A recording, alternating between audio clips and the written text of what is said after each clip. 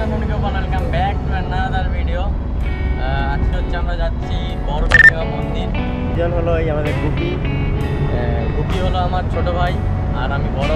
আর এখন যে ড্রাইভ করছে এটা হচ্ছে গোবিন্দা, এ হচ্ছে মেজো।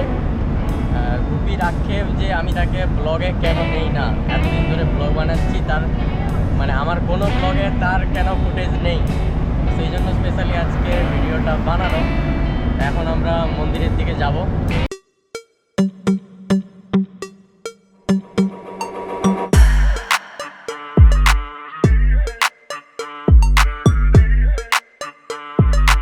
এখন আমরা পৌঁছে গেছি তমলুকে। আর এখানে যেহেতু পুজো দিতে এসেছি তো মিষ্টান্ন তো নিতেই হবে।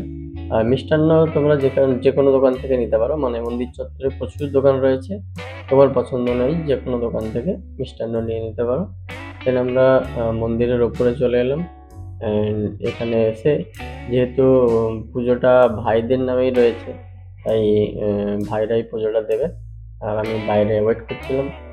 তারপর পুজো দেওয়া কমপ্লিট হলে, যেহেতু অনেকক্ষণ এসেছি সকাল থেকে, তাই সবাইকে খিদেও পেয়েছিল, তো আমরা পৌঁছে যাই সোজাসুজি ভাতের হোটেলে। আর এখানে এসে আমরা একটু খাওয়া দাওয়া করলাম সবাই মিলে।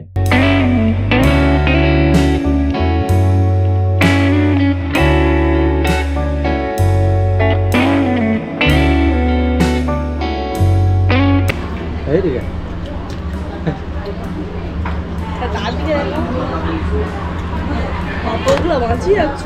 গুপি এখনো মানে খেয়েই যাচ্ছে, তার এত টেস্ট লাগছে, 3-4 বার ভাত নিয়েছে। গুপি আর কিছু লাগবে? ভাত নিবি আর একটু? না, তুই খেয়ে যা, কোনো অসুবিধা নেই।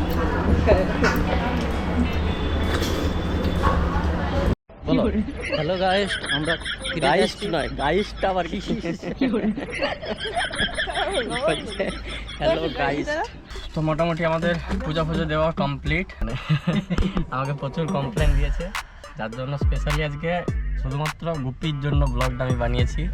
তা তুই খুশি তো গুপি? হ্যাঁ, এবার শান্তি তো একদম, আর বলবি নি তো? না। আর খেয়ে কেমন মজা লাগছে গুপি? দারুণ। আর ভোল্টেজ দারুণ, হাই ভোল্টেজ। তোর ভালো নামটা কি বলে দে? আর খারাপ নাম? ভোল্টেজ। তো ভিডিওটা মোটামুটি লেন্থি আর করবো না। কেমন হয়েছে ভিডিওটা অবশ্যই কমেন্ট করে জানতে পারো। ভালো লাগলে লাইক করে দিও।